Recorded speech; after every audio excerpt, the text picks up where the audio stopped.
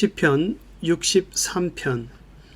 주의 인자가 생명보다 나음으로 내 입술이 주를 찬양할 것이라. 과거에 미네소타주에서 다리 하나가 무너져서 큰 뉴스거리가 된 적이 있었습니다. 그래서 그 무너진 다리 때문에 다른 주에서도 과연 우리 다리들은 안전한가 하고서 꼼꼼히 점검을 하게 되었습니다. 그러면서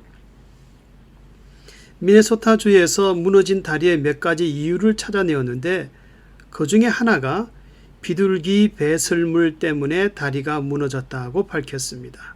다시 말하면 비둘기 배설물이 다리에 그 철과 섞이면서 비가 올 때 철을 조금씩 부식시켰다는 것입니다. 그래서 비둘기 배설물이라고 별것 아니게 여겼는데 그 문제를 소홀히 여겼더니 결국은 다리가 무너지는데 중요한 원인이 되었다고 합니다. 우리 인간들도 언제 부패하여 무너지기 쉬운가 하면은 깨어있지 못하고 문제를 소홀히 여길 때 조금씩 무너지게 됩니다. 대표적으로 삼손은 이스라엘의 사사, 리더이면서도 하나님에게서 멀어져 영적인 일을 소홀히 여길 때, 그리고 깨닫지 못하여 현재라는 그 자신의 삶을 드릴라라는 여인의 무릎에 누워서 대수롭지 않게 여기며 보내고 있을 때 그의 인생은 부패하여 무너져 버렸습니다. 그래서 두 눈이 뽑히고 힘을 잃어 맷돌을 돌리다가 마지막엔 원수들과 함께 죽게 되었습니다. 그래서 사사로서의 그 삶을 제대로 살지 못하였습니다. 현재라는 인생이 무너지면 좋았던 과거도 무너지고 멋있게 보이는 미래도 다 무너집니다. 그러나 우리 성도들이 어떤 환경을 가졌든지 지금 현재라는 시간을 주님과 함께 최선을 다해서 보낸다면 그 인생은 무너지지 않고 넉넉한 소망과 미래가 있습니다. 본 시편의 다윗은 성전에서 기도하는 것이 아니라 사울의 박해 아니면은 아들 압살롬에 의해서 쫓겨나 광야 한복판에서 하나님께 부르짖고 있었습니다. 그 광야는 기도와 예배를 드리기에는 전혀 도움이 되지 않는, 물이 없어 메마르고 잠을 제대로 잘 수가 없고 몸과 마음을 심히 지치게 만드는 곳이었습니다. 그래서 다윗은 계속되는 이 괴로운 생활 때문에 영적으로 슬럼프에 빠질 수도 있었습니다. 하지만은 무너지지 않는 인생을 살았던 다윗은 항상 하나님을 찾는 것을 소홀히 하지 않았습니다. 그래서 광야라는 그 환경의 지배를 받지 않고 스스로 자신을 깨워서 1절에서는 하나님이여 주는 나의 하나님이시라 그러므로 내가 주를 간절히 주를 찾나이다.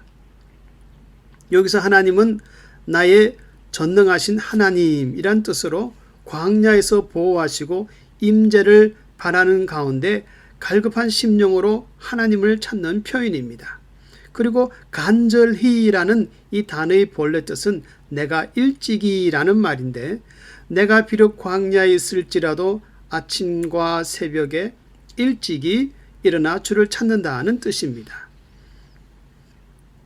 더구나 4절에서는 내 평생에 하나님을 찬양하리라고 다짐하는 것은 다윗이 평생을 찬양하는데 시간을 보낸다 할지라도 전혀 아쉬움이 없다, 모자란다는 의미로 고백하고 있습니다.